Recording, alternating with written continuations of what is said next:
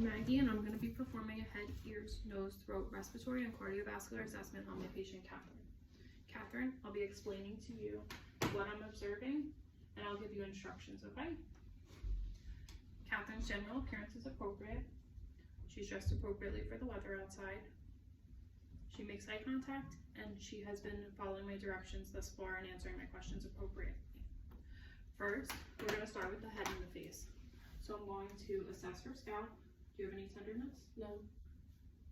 I don't feel any bumps or lesions. I don't notice any hair loss, and the patient has no tenderness. Then we're going to move on to her face. Her skin is the appropriate color for her race, and her face is symmetric. We're going to do your expressions. So raise your eyebrows, smile, frown, and now close your eyes, and you're going to try and open them against resistance. Good. This is testing cranial nerve 5 and 7. Now, to continue testing cranial nerve 5, the facial sensation, I'm going to touch your face with something soft and then something sharp. So close your eyes and you let me know what you feel. Soft. Sharp. Soft. Sharp. Soft.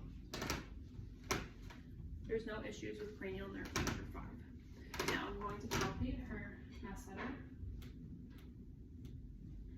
Okay, open your jaw, close it. Any tenderness? No. And there's no clicking. And I'm going to palpate her temporal muscle. Good, no issues there. We're going to move on to the eyes. Catherine, I'm going to stand 6 feet away from you and try to read the smallest print you can. LTFPH. Okay, now we're going to do one eye at a time. Cover your right eye and try to read again. LTFPH. Good, and the other eye? LTFPH. Perfect, you have 20/20 vision. That was your distant vision, and now we're going to do near. Read the first line of that font. Peter had worked there since he was 14. Good. Okay, her near vision is good, and now we're going to test peripheral. So sit up straight, and you're going to tell me when you can see my hands on either side. Okay. You can see them. You can see them. Okay, let's do this one more time. You can see them. Perfect. No issues with peripheral vision. Both are the same on either side. Okay. So we're going to perform the Hirschberg test. I'm going to shine the light in Catherine's eye, and it should appear as a pinpoint white light. Okay. Very good. Very good. That test is normal. Now we're going to do the cover-uncover test. If there was any misalignment in the eyes, it would be seen now. So cover one of your eyes and look ahead and uncover it. Good. And cover that one. Uncover. Good. There's no misalignment. Okay. And now we're going to test the extraocular movements. This is cranial nerve 3, 4, and 6. So you're just going to follow my finger. So try not to move your head. Good. All cranial nerves are working. Now we're going to inspect the sclera. They are white. The lacrimal duct is a light pink, and there's no discharge coming from the eye, and the conjunctiva are clear. Okay. Now we're going to see if the pupils are round, equal, reactive to light and accommodation. So look. Good. Good. Okay, and now I'm going to test for the red reflex.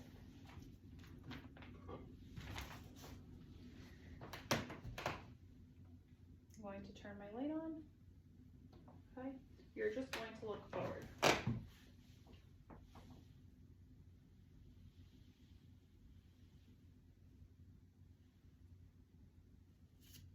Good. The red reflex is present. Her optic disc is sharp, and you can see the blood vessels in the back of the eye without any issues. Okay, and now we're going to look at her ears.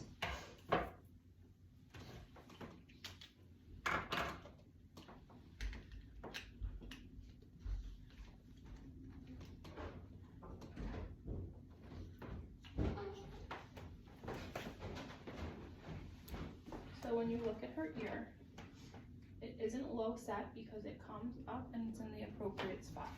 Do you have any tenderness? No. How about here? No. Okay. And now I'm going to inspect the inside of your ear. You pull up and back for an adult. Good. I can see the tympanic membrane is pale. And can you go to the other side, please? Okay. Again, the ear is in the correct position. It's not low set. Do you have any tenderness? No. How about now? No. Okay, I'm going to pull the ear up and back and look inside. Good. The tympanic membrane is pale and pink, just like the other side. Okay, we are going to now do the Ryan and Weber test. So, the Weber test checks for equal hearing in both ears. I'm going to put this on your forehead and you're going to tell me that you hear, if you hear the sounds in both ears.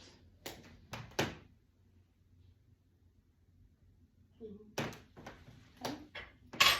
And for the Ryan test, it's going to be air conduction. So I'm going to do it for this side, and then you're going to let me know when we do the following side, and we'll see if it's equal. Let me know when you stop hearing. Stop.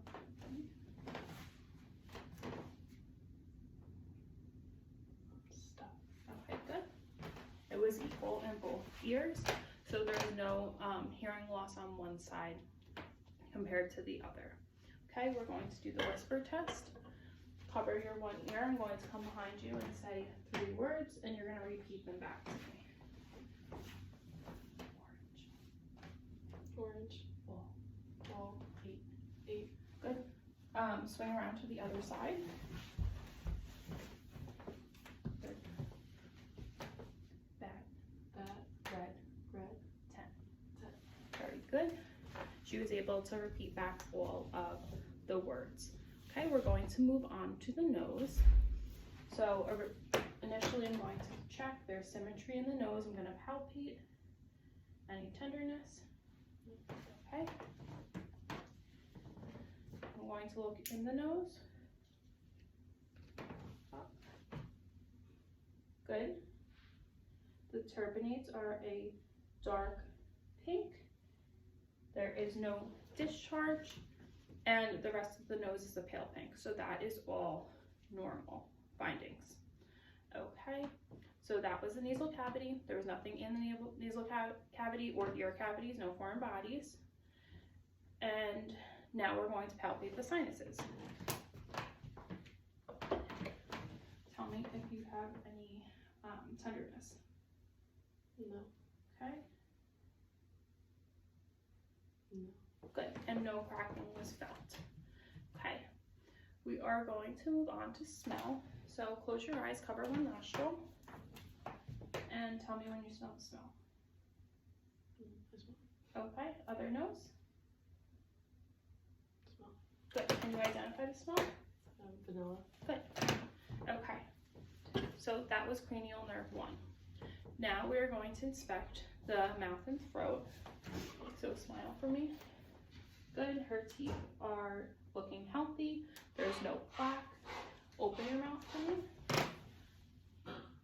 Good, the hard and soft palates look good. They're appropriate colors. Stick out your tongue. Good. The inside of the cheeks, the pupil mucosa looks good. Okay. And I'm going to look at her tonsils. I'm going to be using a tongue depressor.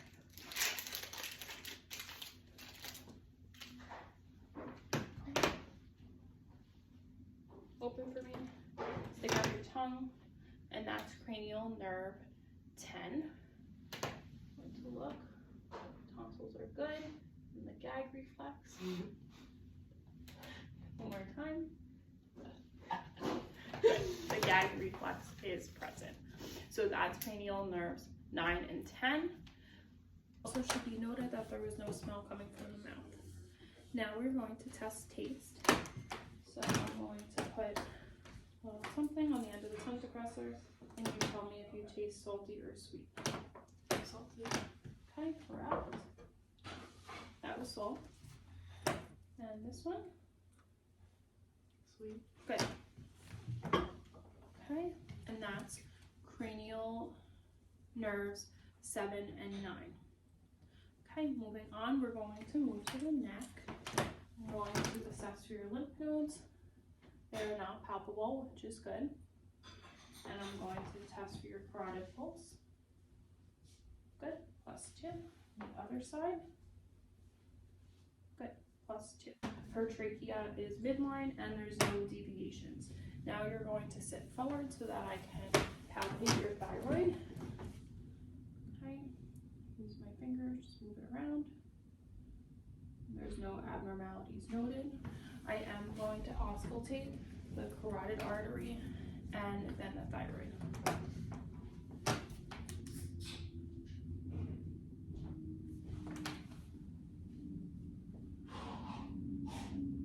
Good, no fluids noted for the carotid artery.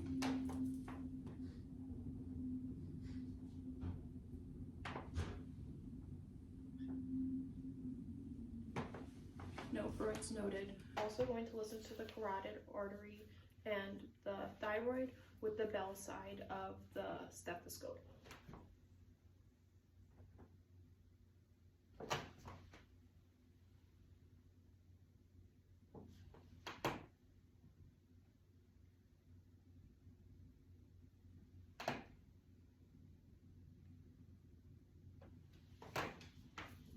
Still no fluids.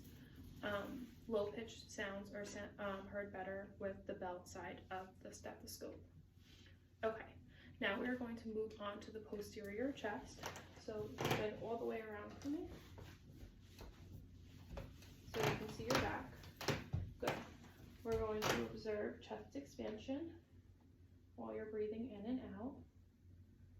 Good. It's symmetric bilaterally. And there's good chest expansion. And now I'm going to ask you to swing this way. I'm going to assess using percussion.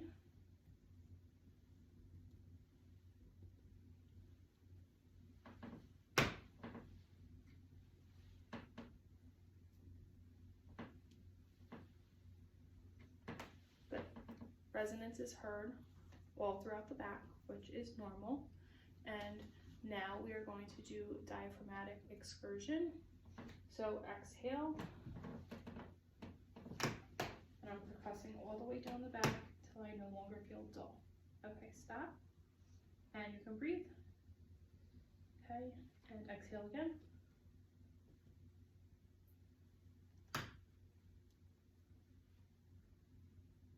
Good. And then you measure, and there was only about 4 centimeters, and that is the diaphragmatic excursion. And normally you would do it on both sides. Now I'm going to listen to her lung sounds.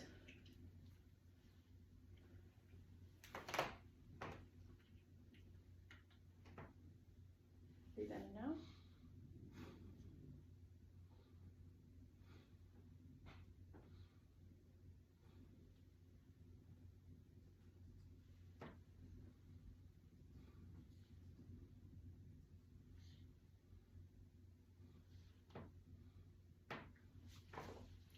All lung sounds are clear and there's no adventitious sounds. Okay, now I'm going to have you turn forward and I'm going to listen to the heart. So we start on the right side of the second intercostal space, and that's where the aortic valve is heard the best. And then on the left, the second intercostal space, the pulmonic valve. Third intercostal space, Erb's point. Fourth intercostal space, you have your tricuspid. And fifth is your mitral. And now I'm going to have Catherine lay down. Okay, so when Catherine lays back, I assess her neck, and there's no jugular vein distension noticed. Now I'm going to listen to the aortic, renal, iliac, and femoral arteries.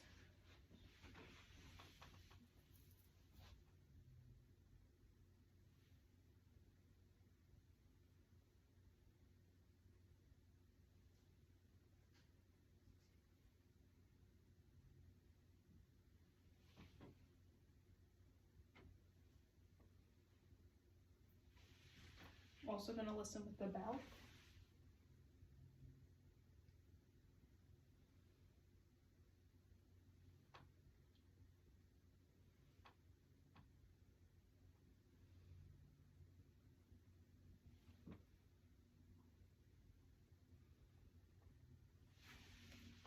And I'm going to palpate the aortic,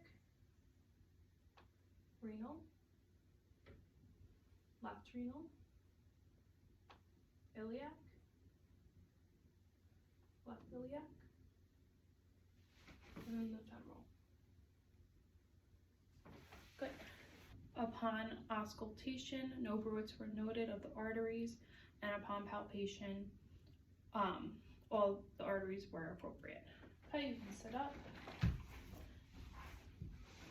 Now I'm going to palpate your brachial pulse and your radial, and the same on the left.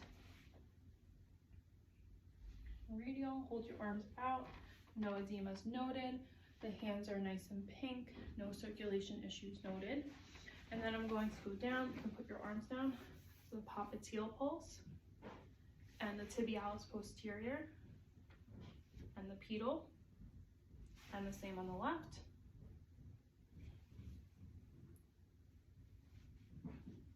And all the pulses are noted to be +2. And that concludes the assessment.